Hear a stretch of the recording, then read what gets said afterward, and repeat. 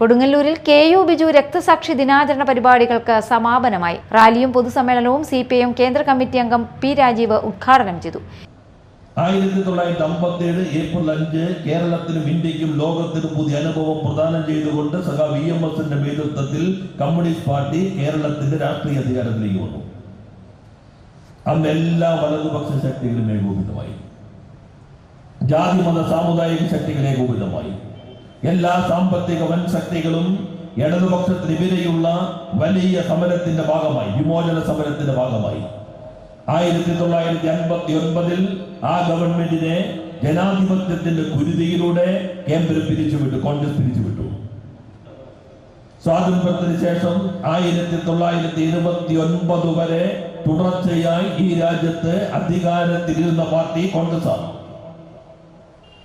79 അടിയന്തരാവസ്ഥയ്ക്ക് ശേഷമുള്ള തെരഞ്ഞെടുപ്പിൽ കോൺഗ്രസിന്റെ കുത്തക തകർന്നു.